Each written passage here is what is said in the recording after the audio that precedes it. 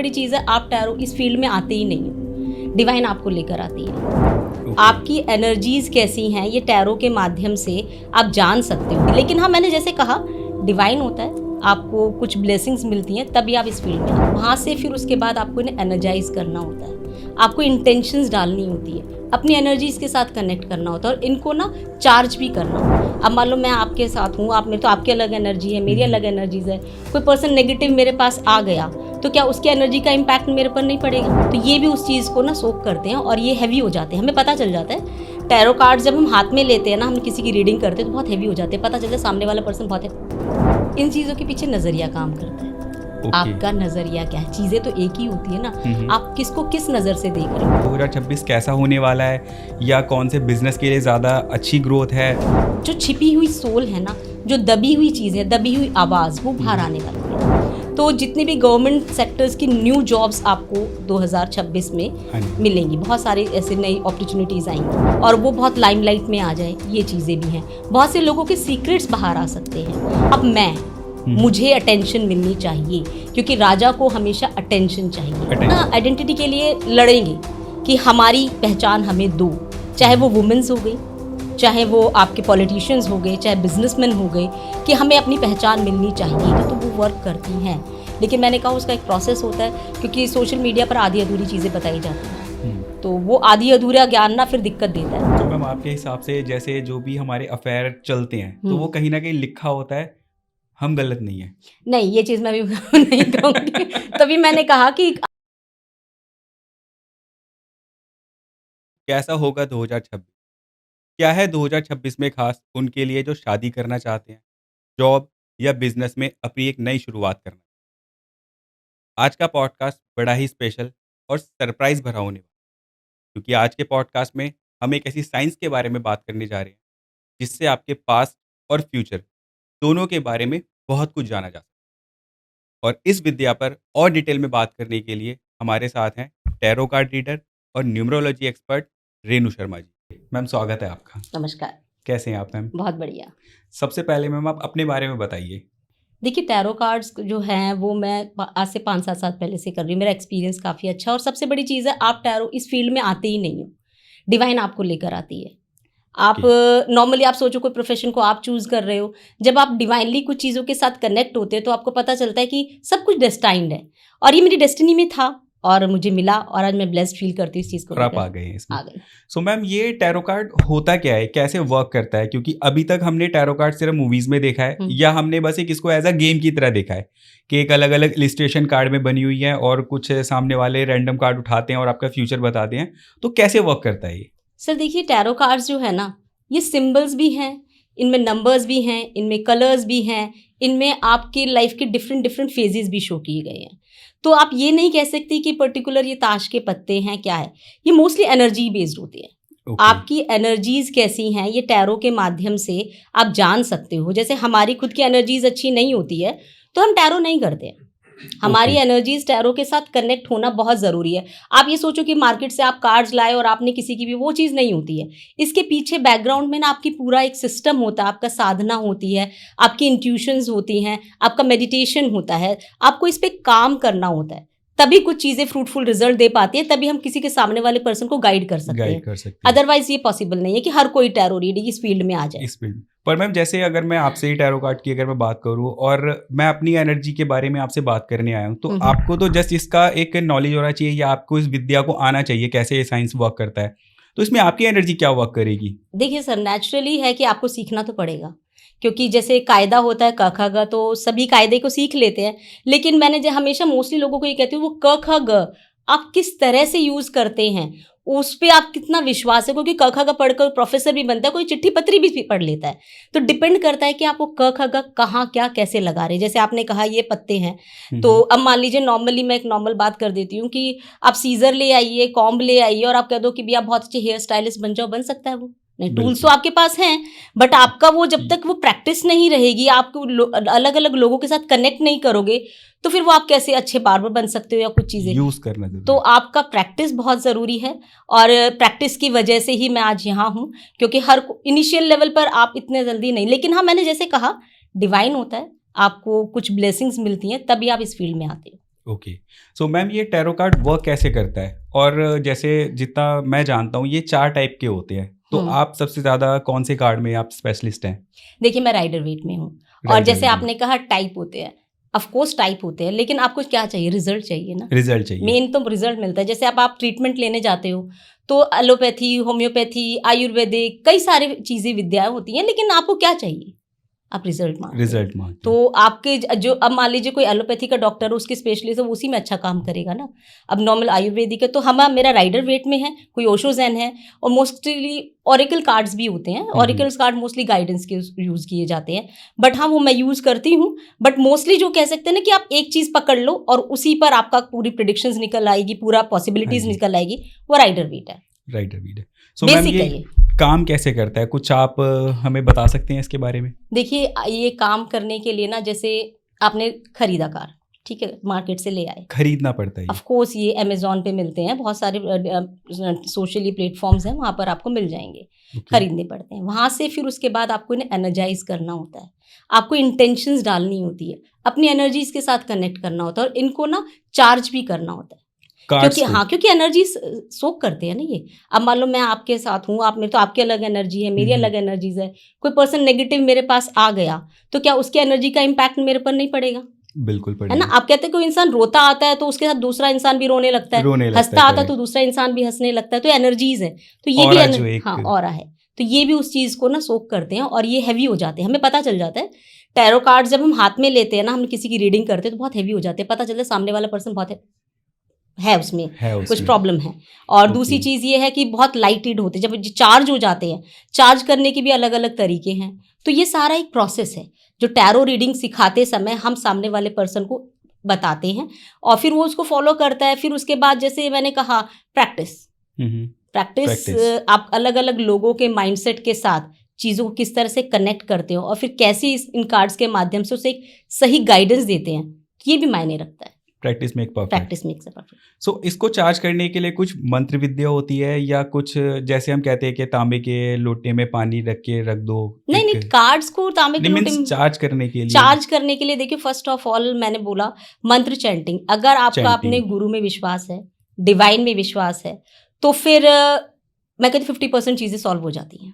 Second है meditation, third है आपका मंत्र चैंटिंग, एंड फोर्थ है आपका मान लीजिए आप ये जैसे मून लाइट में चार्ज होते हैं, मोस्टली सनलाइट में, जो सुबह की सूर्य की किरण होती है ना, उस टाइम पर। और ओके। दूसरी चीज़ ये है, आप अग्नि के द्वारा भी कर सकते हो, धूप के, सेज बहुत अच्छी है, कपूर के थ्रू। तो कोई भी ऐसी चीज़ जिससे आपकी ऑरा बढ़ती है, वो आप उसको। और आजकल तो सेलेनाइट वो प्लेट्स आती हैं, सेलेनाइट प्लेट में आप रखो, चीज़ें चार्ज होता है, क्रिस्टल्स भी चार्ज होते हैं। तो ये बहुत सारी चीज़ें हैं, लेकिन इनको आपको चार्ज क्लीन इंटेंशंस डालना पड़ता है। आप जैसे मैं हूँ, मेरा अपना डेली का रिचुअल है, मैं अपने कार्ड्स के साथ, जैसे आज की सबकी रीडिंग ले ली, नेक्स्ट डे मैं ऐसे ही नहीं उठाती उसको प्रॉपर अपना मंत्र चैंट करके, फिर अपना धूप पे उसको 7 टाइम हर ग्रह का नाम बोलकर, उसे कनेक्टिविटी बनाकर थैंक यू बोलना पड़ता है। क्योंकि ये हमारी लाइफ में ना बहुत कुछ चीज़ें दे रहे हैं हमें, और जब हम देते हैं तो हमें थैंक यू बोलना, ग्रेटिट्यूड होना बहुत ज़रूरी है। तो ये सारी चीज़ें हमें बताते हैं। टैरो कार्ड्स एक नॉर्मल प्रोसेस है, वो नहीं है। उसकी एक पूरी लंबी पूरी एक प्रक्रिया होती है, और उस पर पूरा काम करना होता है, तब ये रिजल्ट दे पाते, अदरवाइज नहीं दे पाते। मैम एक यहाँ पर कंफ्यूज है मैं थोड़ा सा। ये हम सपोज मैंने कार्ड ऑर्डर किए, मेरे पास कार्ड डिलीवर हो गए, ये एक इलिस्ट्रेशन है, एक आर्ट है, तो जो भी इसमें दिख रहा है वो वही रहेगा। इसको मैं चार्ज कर लूँ, इसके सामने चैंट करूँ, वो चेंज नहीं होगा।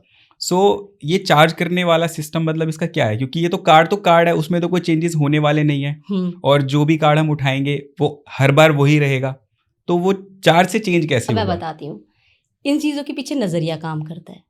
आपका नजरिया क्या है? चीजें तो एक ही होती है ना, आप किसको किस नजर से देख रहे हो। अब माँ अपने बच्चे को अलग नजर से देख रही होती है, पड़ोसी उस बच्चे को अलग नजर से देख रहा होता है। तो हमारा कार्ड के प्रति क्या नजरिया है, और एक ही कार्ड एक ही चीज नहीं बताता। जब आप मेरे सामने हो तो आपकी एनर्जीज इसमें कनेक्ट होती है, देन उसके बाद आपकी एनर्जी से कनेक्ट होकर वो सटीक आंसर दे देता है। ये चीज है, मैंने कहा ना, एनर्जी बेस्ड। एनर्जीज आपको पता पूरी यूनिवर्स में काम करती हैं, और एनर्जीज के बिना कुछ भी नहीं है। करेक्ट। तो ये सारी चीज़ें उसी पर बेस्ड है। और आप जो कह रहे हो ना, एक सिंपल कार्ड होता है, आपने मंगाया, चीज़ें तो वही हैं।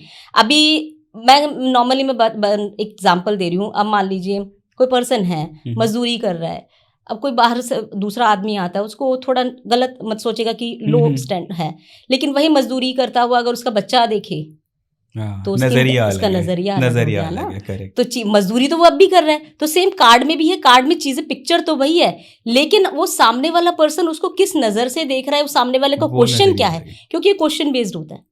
इसमें ना आपकी डेट ऑफ बर्थ या इतनी चीज़ों का मायने, आपका क्वेश्चन हुआ, हमने कनेक्ट किया, और सबसे बड़ी चीज़ है हम इस चीज़ में हम आते ही नहीं हैं।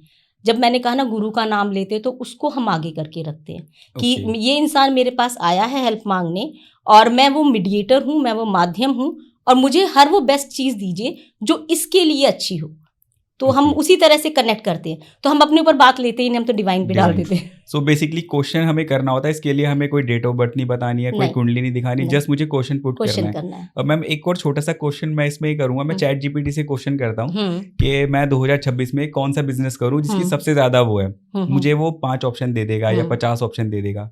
सो ये क्वेश्चन इससे भी हम सेम करेंगे, तो कैसे हम रिलेट करें दोनों को? देखिए चैट जीपीटी से जैसे आपने कहा वो ऑप्शन दे देगा ना, आपको कंफ्यूज कर देगा।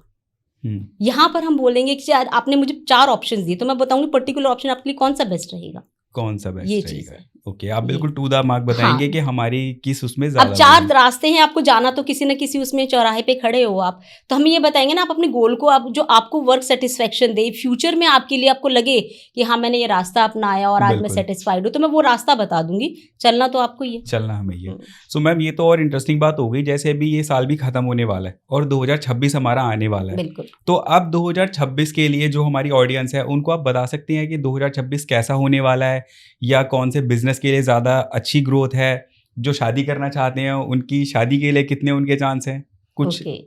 तो आप 2026 के बारे में मतलब पूछना चाहते हैं। देखिए 26 सूर्य का साल, अभी आपने जब देखा 2025 मंगल का साल रहा है, तो 2026 हमारा सूर्य का साल रहा है, और सूर्य के साल में ना बहुत कुछ चीज़ें चेंज होंगी, क्योंकि आपको पता है सूर्य आत्मा का कारक है। जो हमारे जो छिपी हुई सोल है ना, जो दबी हुई चीज़ है, दबी हुई आवाज़, वो बाहर आने वाली है, चाहे वो किसी भी फील्ड में है। अभी जैसे मैं नॉर्मली कह देती हूँ कि क्योंकि सूर्य ना हमेशा अथॉरिटी, लीडरशिप, कम्युनिकेशन, आपको बहुत सारे नेम फेम, ये सारी चीज़ें सूर्य से मिलते हैं। गवर्नमेंट सेक्टर सूर्य से को वो करता है, तो जितनी भी गवर्नमेंट सेक्टर्स की न्यू जॉब्स आपको 2026 में मिलेंगी, बहुत सारी ऐसी नई अपॉर्चुनिटीज़ आएंगी। सेकेंड ये है कि जितनी पॉलिटिशियंस हैं वो बाहर आएंगे, और बहुत से ऐसे नए चेहरे बाहर आएंगे जो शायद अभी दबे हुए थे, जो कार्यकर्ता हैं वो एकदम से सामने आ जाए, जो कहते ना पीछे काम कर रहे हैं, और आपको लगे ये तो यार मैंने कभी देखा नहीं, नया चेहरा उभर गया, और वो बहुत लाइमलाइट में आ जाए। ये चीज़ें भी हैं, बहुत से लोगों के सीक्रेट्स बाहर आ सकते हैं। और सबसे मैंने कहा सूर्य है, राजा है, चमकना है, शाइन करना है, तो मोस्टली इस जो आने वाले साल में जो आएगा, जितने भी लोग हैं वो सब लाइमलाइट में आना चाहते हैं। लाइमलाइट इन द सेंस चाहे सोशल मीडिया पे हो गया, चाहे आप मुझे अटेंशन मिलनी चाहिए, क्योंकि राजा को हमेशा अटेंशन चाहिए और वो रूल करे, कमांड करे। और दूसरी चीज़ ये है कि लेकिन लोग ये भूल जाते हैं कि अथॉरिटी सब चाहते हैं, लेकिन रिस्पॉन्सिबिलिटीज कोई नहीं लेना चाहता। सब ये चाहते हैं कि हम, लेकिन वो लोग प्रॉब्लम में आएंगे जो रिस्पॉन्सिबिलिटीज नहीं ले जाए। तानाशाह जो है वो ज़्यादा टाइम तक नहीं चलेगा। तो आने वाले टाइम में जो मैंने कहा पॉलिटिक्स में जो लोग स्टबन है ना, जो कि भी नहीं ऐसा ही होगा, तो उनके अगेंस्ट वॉइस रेज होगी, बहुत से लोग उनके अगेंस्ट बोलेंगे, ऐसा कैसे, क्वेश्चनिंग होगी, और वो उनकी सत्ता पलट भी सकती, क्योंकि अकड़ ज़्यादातर में नहीं चलती। फ्लेक्सिबिलिटी होना ज़रूरी है, लेकिन सूर्य है फ्लेक्सिबिलिटी नहीं देता है, जिसकी वजह से क्लैशेस होंगे, बहुत सारे क्लैशेस होंगे। और सबसे मैंने जैसे कहा सूर्य पहचान को बताता है, लोग अपनी आइडेंटिटी के लिए लड़ेंगे। अभी जैसे नॉर्मल में बात करती हूँ, हिंदू बोलना नहीं चाहिए, हर इंसान का अपना धर्म है, बच्चे हैं, जेंजी हैं, तो सब अपनी आइडेंटिटी के लिए लड़ेंगे कि हमारी पहचान हमें दो, चाहे वो वुमेन्स हो गई, चाहे वो आपके पॉलिटिशियंस हो गए, चाहे बिजनेसमैन हो गए, कि हमें अपनी पहचान मिलनी चाहिए, और वो पहचान बनाने के लिए सही गलत नहीं देखेंगे। ये चीज़ है, वहाँ क्लैशेस होंगे, वहाँ विद्रोह। 2026 में बड़ी सारी स्ट्राइक भी हो सकती है, गवर्नमेंट भी चेंज हो सकती है, ऑफ कोर्स ये सारी चीज़ें, गवर्नमेंट चेंज होगी। दूसरी चीज़ है बिजनेस में मैंने कहा बहुत सारे एंटरप्रेन्योर्स सामने आएंगे, न्यू आइडियाज़, क्रिएटिव, और रिस्क टेकर होंगे। मतलब वो रिस्क लेने से घबराएंगे नहीं, उन्हें लगेगा कि करना है तो करना है, मतलब चीज़ें। लेकिन वो एग्जिस्ट वही कर पाएंगे जो उतने डिसिप्लिन फोकस्ड रहेंगे, क्योंकि सूर्य उन्हीं को नेम फेम चीजें देता है जो डिसिप्लिन और फोकस्ड रहता है, क्योंकि सूर्य हमेशा अपनी समय निर्धारित सीमा पर ही आता है और जाता है, वो किसी के लिए नहीं रुकता। किसी के लिए कुछ नहीं रुकता। समय के लिए बादल उसको वो करते हैं कि सूर्य अपनी जगह पर ही है, वो लोगों को देखने में लगता है ऐसी चीजें, लेकिन वो लाइमलाइट में आता है। तो सेम यही चीजें हैं कि आने वाले साल में बहुत सारे क्लैशेस, बहुत सारी चीजें, लेकिन वो अपनी पहचान वही इंसान बना पाएगा जो वाकई में लोगों की सोचेगा, क्योंकि मैंने कहा ना राजा है ना, तो सबका ख्याल रखना आना चाहिए। करेक्ट, तो अपने वो साथ चीज़ है। दूसरों को लेके। बिल्कुल। मैम जैसे आपने बोला कि सूर्य का है 2026 और कुछ हमारे जैसे एस्ट्रोलॉजर में कहते हैं कि इसका सूर्य कमजोर है, तो यानी 2026 तो उसका फिर है ही नहीं। नहीं, ऐसा नहीं है। देखो, कमजोर है तो उसे ताकतवर तो बना सकते हैं ना। अगर आप कोई चीज वीक है, आप उसको एनर्जीज तो दे सकते हो। मैंने कहा सारी चीज तो एनर्जीज का खेल है। Correct. किसी की ज्यादा है उसको कम करो, किसी की कम है उसको ज्यादा करो। देखो, कम ज्यादा कुछ नहीं होता, चीजें बैलेंस होती है। बैलेंस होती है आपकी लाइफ में चीजें, क्योंकि हर चीज की ना अपनी एक इंपॉर्टेंस होती है। चाहे राहु है, केतु है, शनि है, वो हमारी आसपास सब हैं, लेकिन हमें उन्हें बैलेंस कैसे करना है ये हम पर डिपेंड करता है ना। तो जैसे Correct. आपने कहा सूर्य है जिनका वीक है, कॉन्फिडेंस लेवल कम है, तो है। उनकी कुछ रेमेडीज होती हैं, तो वो रेमेडीज फॉलो करें। आप टाइम पर उठो, सूर्य के सुबह दर्शन करो, आप तांबे के लोटे में जल दो, उसमें थोड़ा सा गुड़ और रूली डालकर दो। ओम घृणी सूर्याय नमः, इस मंत्र का मंत्र अगर जाप करो। एक माला भी जाप कर लो, बहुत है। सबसे अच्छी चीज मैं नॉर्मली देखो तो पता है क्या है, हमारे टाइम में पहले क्या होता था कि रेमेडीज लोग फॉलो नहीं करते थे। आज ही एस्ट्रोलॉजर्स की इतनी वो आई हुई है, Correct. क्योंकि उनका जो डेली रूटीन होता था ना, वो रेमेडीज से ही शुरू होता था। पहले के लोग उठते ही माता पिता के चरण स्पर्श करते थे, है ना।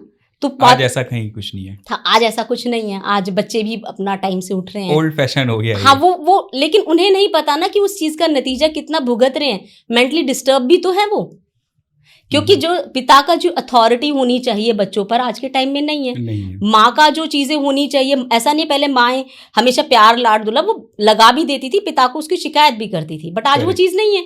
आज माँ छुपाती है, कोई मारता नहीं है, पीटता नहीं है कि नहीं मेरा बेटा है। हाँ, उसके पीछे भी एक कारण हो गया कि आजकल बच्चे एक या दो होते हैं, तो वो थोड़ा सा उस चीज को लेकर पॉजेसिव होते हैं, कुछ कर लेगा ये, लेकिन ऐसा कुछ नहीं होता। जितना आप कंफर्ट जोन में बच्चे को रखते हो ना, वो उतना ही ज्यादा क्रैकी हो जाता है। हाँ, ये चीज है।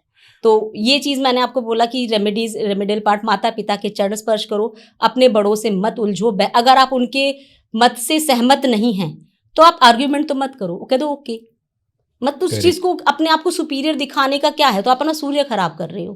तो और दूसरी चीज है, आपके जैसे पिता है, अगर वो मैं तो यही कहूंगी कि हर जनरेशन को, हर बच्चे को इतना कंफर्टेबल होना चाहिए कि वो अपने मम्मी पापा को ये बता सके कि मैं इस प्रॉब्लम में हूँ। आजकल के बच्चे प्रॉब्लम बताते ही नहीं बताते हैं। आजकल के बच्चे 10th क्लास ही मैच्योर समझते हैं कि मैं तो वो राहु का प्रभाव चीज है। आजकल ट्रेंड भी ऐसा है, लेकिन हमें ना जैसा चल रहा है वैसा नहीं चलाना। हमें पता है अवेयरनेस किस चीज़ को कहते हैं, और ये चीज़ें बच्चों की जिम्मेदारियों से कहीं ज़्यादा माता पिता की बन जाती हैं, क्योंकि माता पिता तो जानते हैं ना कि क्या है सही क्या नहीं, तो थोड़ा स्ट्रिक्टनेस करनी चाहिए आज का मैम। लेकिन लाइफस्टाइल भी ऐसा हो गया है कि हस्बैंड वाइफ दोनों जॉब कर रहे हैं, बच्चे हैं, उनका भी अपना कॉलेज चलता है, ये चलता है, तो ये चीज़ चाह करके भी फॉलो नहीं हो पाती। मीन्स जिस टाइम अगर बच्चा उठ रहा है उस टाइम उनके पेरेंट्स ऑलरेडी जॉब के लिए जा चुके हैं, घर में एक आया रखी हुई है जो उनके सारे काम करती है, तो वो कैसे फॉलो करेंगे उसका जो नेगेटिव इम्पैक्ट है, फैमिली न्यूक्लियर हो गई है, समझ रहे हैं। पहले ऐसा नहीं था कि चलो ठीक है, पहले के लोग भी, लेडीज भी टीचिंग जॉब में जाती थी, बैंकिंग में जाती थी,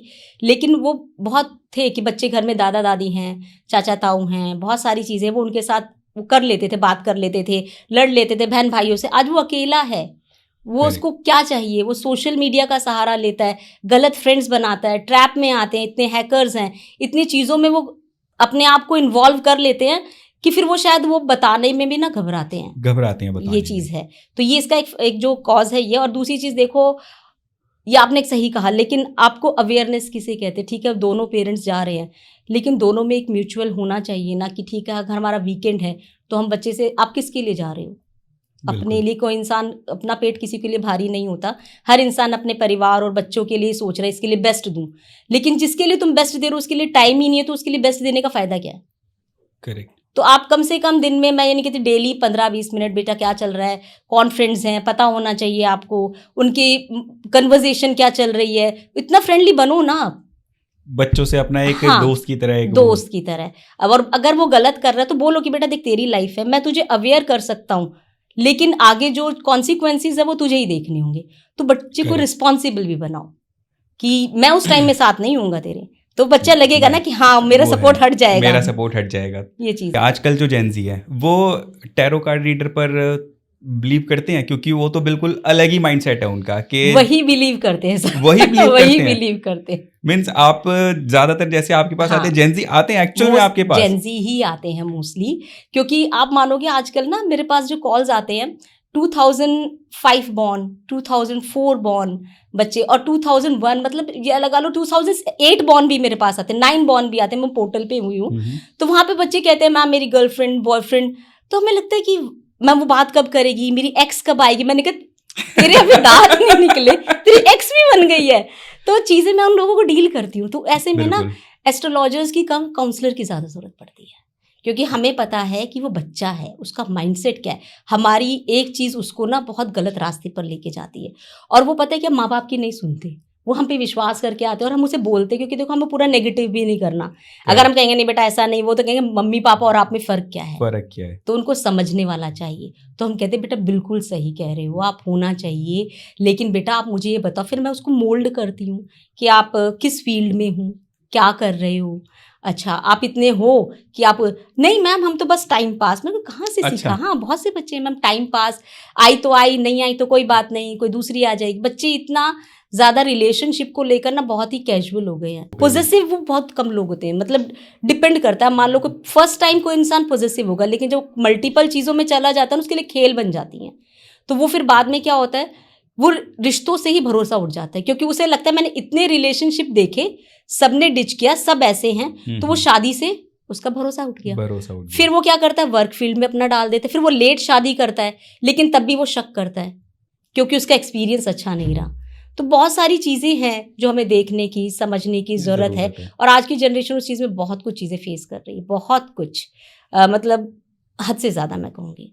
तो जैसे जेनजी आपके पास आते हैं और आपने उनका कोई कार्ड रीड किया, तो आप उनको एज अ पेरेंट्स डील करते हो, या टैरो में जो सच आया कि नहीं तुम्हारी लड़की सही नहीं है, दूसरी लड़की देखो? नहीं वो काउंसलिंग करते हैं हम। मैंने कहा बेटा वो लड़की सही है, लेकिन उसका माइंडसेट कुछ और है, तो आप उसको टाइम दो। मैम देखो हम ये कह देंगे सीधा सीधा ये नहीं हो सकता, वो किसी और के पास चला जाएगा, और हो सकता कोई उसे मिसगाइड भी कर दे, और वो मिसगाइड कर देगा। तो देखो हम अपने प्रोफेशन के साथ तो जो चीज़ें हैं वो हैं, लेकिन हमारे समाज के प्रति भी तो एक जिम्मेदारी बनती है ना। तो अगर कोई पर्सन आप पे विश्वास लेकर आ रहा है, वो बच्चा है, उसका वो इमेच्योर है, तो वो मैं अगर उस चीज़ को समझ पा रही हूँ तो मुझे उससे रिलेट भी करना है, उसे काउंसलिंग भी देनी है, और फ्यूचर में वो कल को मेंटली स्ट्रेस में ना आए, तो वो भी चीज़ें मेरे को करनी। तो मुझे बहुत कुछ चीज़ें समझकर उसको एक आंसर देना पड़ता है। तो जैसे वो लड़की है, जैसे आपने कहा, तो यही कहूँगी कि बेटा ठीक है, आप उससे मिलो, बात करो, समझो, आप 2-4 साल दो, देन उसके बाद हो सकता है बीच में कुछ ऐसे सर्कमस्टेंसेज आए, शायद आप ही अपना माइंडसेट चेंज कर लें। तो वो कहता हाँ मैम ये चीज़ तो, फिर मैं कुछ बताने को, वो लड़की ऐसी ऐसी है, हाँ मैम ऐसी ऐसी है। मैंने कहा आपको प्रॉब्लम होती है? कहते हाँ प्रॉब्लम होती है। मैंने कहा बेटा देखो अभी से प्रॉब्लम है, आगे आपको क्या लगता है फ्यूचर होगा? मैम वही मैं सोच रहा हूँ। मैंने कहा थोड़ा टाइम दो। मैंने कहा उसकी भी क्या प्रॉब्लम? फिर वो कहता है मैम ठीक है। तो थोड़ा ना उसको धीरे धीरे मोल्ड किया जाता है। आप एकदम से झटके से किसी को कुछ नहीं कह सकते। मेकअप तो ऐसे में काउंसलिंग जिस बच्चे का भी खुद ही फ्यूचर नहीं पता हो, वो 12th क्लास में है, वो मान लो 11th क्लास में है, बहुत छोटे हैं और इतने पॉजिटिव हैं, फिर बोलते हैं मैम रेमेडीज दे दो कि वो मेरे काबू में हो जाए, कोई वशीकरण दे दो। सबसे बड़ी चीज़ है, मैं इस प्लेटफॉर्म पे ये बताना चाहूँगी, सोशल मीडिया पे ना इतने सारे एस्ट्रोलॉजर्स ने ऐसी ऐसी रेमेडीज दे दी है कि यूथ उससे ना इतना प्रभावित, और उन्हें लगता है वो वश में हो जाएगा, जबकि ऐसा होता नहीं है। ऐसा होता नहीं है। उसकी एक प्रोसेस होता है। वो कुछ लोग होते हैं, लेकिन वो कहते हैं ना बच्चे हैं, मैच्योरिटी किसे कहेंगे, अनमैच्योर है, वो कुछ भी यकीन कर लेते हैं, कुछ भी यकीन कर लेंगे। तो ये हमारी समाज की, हमारे लोगों की, हमारे प्रोफेशन में जो लोग हैं उनकी जिम्मेदारी बनती है कि उन्हें इस तरह से भ्रमित ना करें। काउंसलिंग की जरूरत है उन्हें।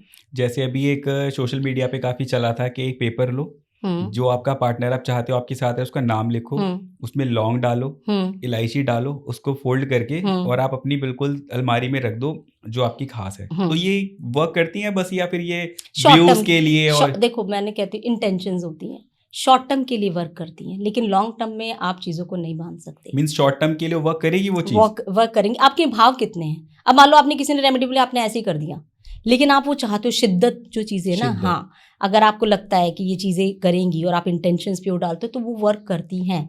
लेकिन मैंने कहा उसका एक प्रोसेस होता है, क्योंकि सोशल मीडिया पर आधी अधूरी चीज़ें बताई जाती हैं, तो वो आधी अधूरा ज्ञान ना फिर दिक्कत देता है।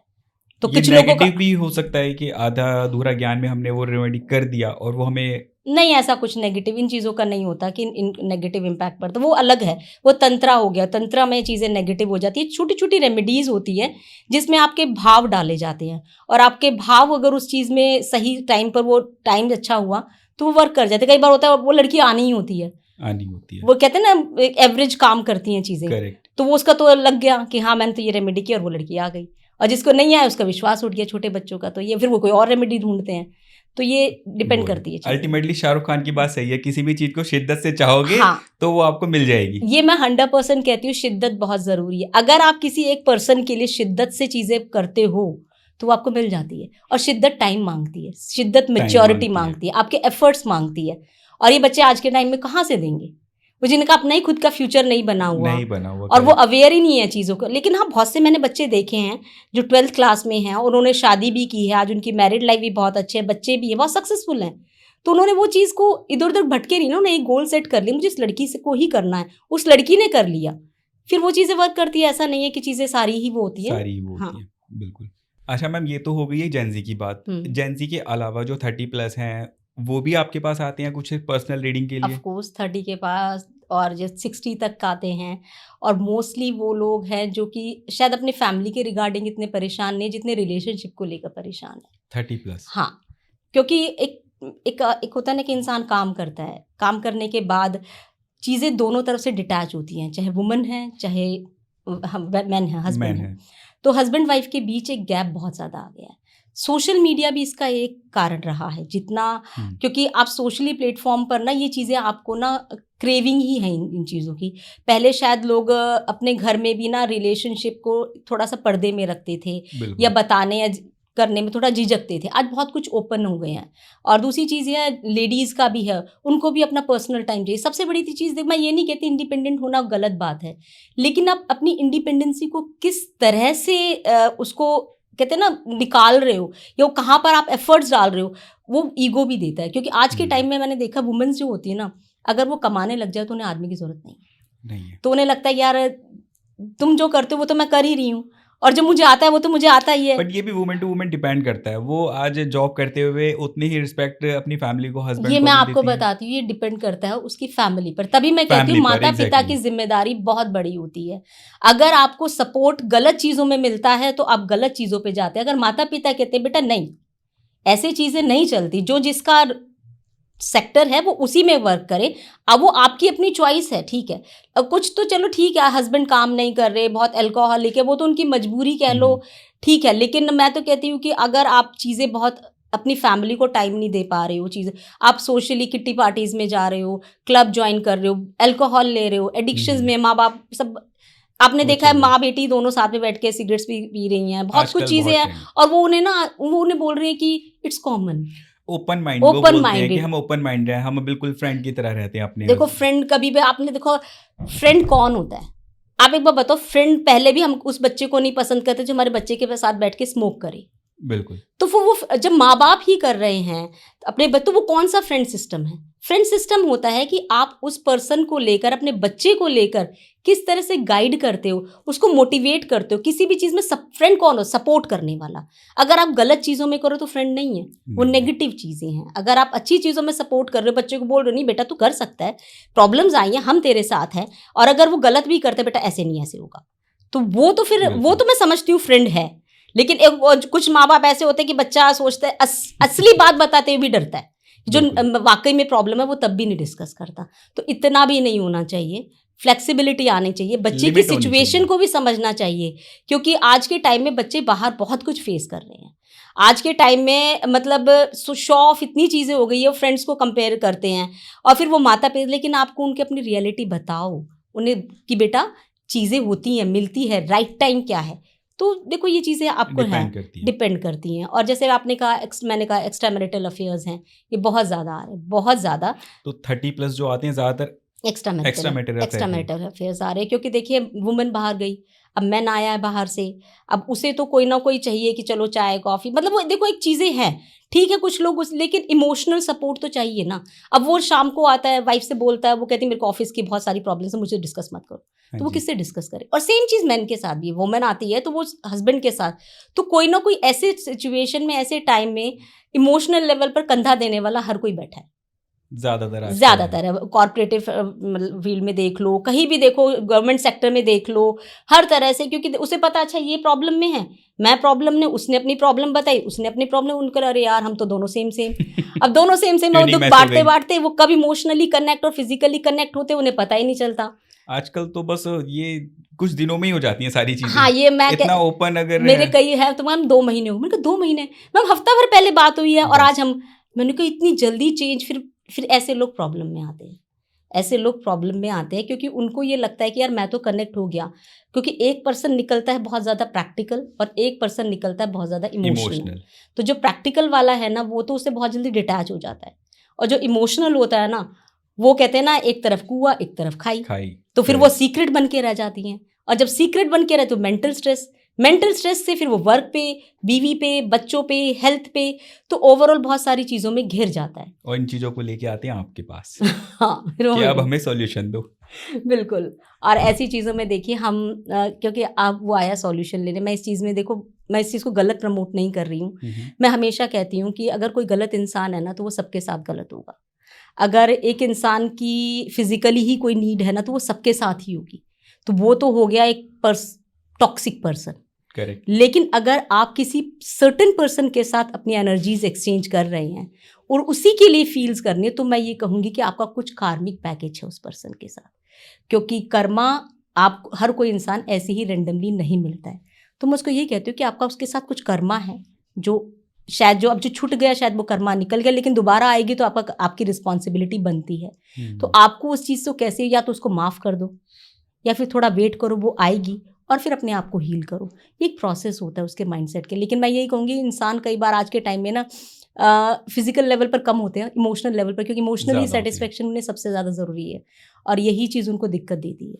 अभी जैसे मैं कहा कि वो पर्सन आया उसकी लाइफ में, और वो भी मैरिड है, दोनों मैरिड हैं, दोनों की रिस्पॉन्सिबिलिटीज़ है, बच्चे हैं, और दोनों को पता, और मैंने तो बहुत सारे ऐसे केसेस देखे कि दोनों की लव मैरिज हो रखी है, मतलब उसकी भी लव मैरिज थी, इसकी भी लव मैरिज थी, और अब चीज़ें टाइम के साथ हस्बैंड के साथ कहते मैम दोनों की लव, मैंने कहा दोनों की लव मैरिज होने के बाद भी तुम हो, तो फिर ऐसी सिचुएशन में ना हम डिवाइन को देखते हैं कि कोई भी बेमतलब आता नहीं है, कोई भी बेमतलब जाता नहीं है। आपका कुछ कार्मिक बैगेज है, आप आए, आप मिले, देन उसके बाद सेपरेशन मोड जब आएगा तब आएगा, और कई बार तो लोग सेपरेट भी नहीं होते, लॉन्ग टर्म चलता है। मैं बहुत सारे क्लाइंट हैं उनके 14, 15, 16 सालों तक चल रहे हैं, इवन उनके घर में सबको पता है, उसकी वाइफ को पता है और उसके बच्चों को पता है कि वो ऐसे ऐसे रिलेशन, और सबको एक्सेप्टेबल है, क्योंकि उन्हें पता है कि अगर इस पर्सन को हमने उस पर्सन से डिटैच कर दिया तो ये शायद इतना हो जाए कि इसको एंजाइटी अटैक, और होते हैं, उन लोगों को हुआ भी है, तो उन्हें लगता है यार तू जैसे भी है तू खुश रहे। तो वो चीज़ है कि वो इंसान दोनों चीज़ों को बैलेंस भी कर रहा है। मैंने बहुत सारे ऐसे केसेस देखे हैं, बैलेंस भी कर रहा है, लेकिन वो मैं उससे उन्हें अवेयर कराती हूँ कि देखो किसी भी चीज़ को ना ओवर करना हमेशा प्रॉब्लम देता है। आपकी अपनी फैमिली को लेकर रिस्पॉन्सिबिलिटीज़ है, वो आपकी अपनी खुद की चॉइस है, वो आपका उसका कर्मा जुड़ा हुआ है, लेकिन उस चीज़ से आप अपनी वाइफ, अपने बच्चों को मतलब नेग्लेक्ट करो, उनको टॉर्चर करो, वो चीज़ उनकी कोई गलती नहीं है। तो वो आप एक रेंडमली पैरेलली चीज़ों को चला रहे हो, कोई चीज़ डिस्टर्ब नहीं है, देन इट्स ओके, आपकी चीज़ें आपके साथ है, और एक टाइम पर शायद आप छूट भी जाओ, एक टाइम तक आप लॉन्ग टर्म तक चला भी लो, तो वो आपको एक वो पीस ऑफ माइंड आ जाता है कि हाँ ये इंसान मेरे साथ ऐसे ही नहीं कनेक्ट हुआ। तो बहुत सारी चीज़ें हैं। सो मैम आपके हिसाब से जैसे जो भी हमारे अफेयर चलते हैं तो वो कहीं ना कहीं लिखा होता है, हम गलत नहीं है? नहीं, ये चीज़ मैं भी नहीं कहूँगी, तभी मैंने कहा कि आप उस चीज़ को गलत उसमें मत ले जाइए। ये कुछ चीज़ें होती है कि बहुत लॉन्ग टर्म तक चलने वाली। मैं मोस्टली जो आते हैं ना मेरे पास 60 प्लस वाले भी आते हैं, 65 के हो गए, 50 प्लस वाले हो गए, उनकी रिलेशनशिप 15-16 साल से चल रही है। 65 एज में? हाँ 65 एज में। अभी तो उनको अपने बच्चे सेटल करने चाहिए। नहीं, वो सेटल हैं बच्चे, वो दादा दादी नाना नानी भी बन चुके हैं फिर भी वो है। और वो उन्हें पता है चीज़ों का, और वो कहते हैं कि मैम हाँ मतलब अब वो साल में एक बार मिलते हैं, महीने में एक बार मिलते हैं, वो बस उनको एक कनेक्टिविटी चाहिए, बात करने के लिए चाहिए। फेयरवेल एंजॉय कर रहे हैं वो हाँ 65 की एज में नहीं, आकर के। आप ये चीज़ वो मत करो, क्योंकि ना एज इज अ नंबर, मैं यही कहूँगी। आपका दिमाग क्या, क्योंकि मैंने बहुत सारे ऐसे लोग देखे 65 के हैं, 50 के हैं, इतने एनर्जेटिक हैं ना, आप उनसे बात करके देखो, आपको लगेगा यार हम ही बूढ़े हैं।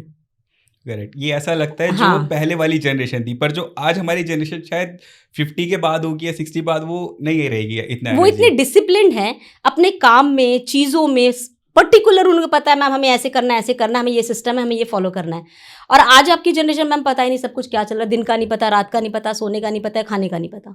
तो सोचो कि अगर वो उस एज में भी अपनी चीज़ों को सिस्टम से कर रहे हैं, तो वो मुझे लगता है कि आपसे हमसे कहीं ज़्यादा यंग है। कहीं से और आज के टाइम में जो यंग जनरेशन है, उनकी इम्यून सिस्टम वीक है, उनको नींद प्रॉपर नहीं आ रही है, उनको एंजाइटी हो रही है, उनको हेल्थ इश्यूज, उनकी आंखें बहुत जल्दी वीक हो रही है, उनके बाल अभी तक काले 60+ वालों के। Correct. और आजकल आप देखो 14, 16, 17 में 20 सफेद हो एज रहे के हैं। बाद ही आजकल सफेद हाँ, होने शुरू हो जाते तो हैं। ये मैं इसीलिए कह रही हूँ, age is just a number. आपका माइंडसेट क्या, आप चीज़ों को किस नज़रिए से देखते हो, उसको कैसे इंजॉय करते हो, अपने प्रेजेंट मोमेंट को कैसे जीते हो ना, ये बहुत मायने रखता है।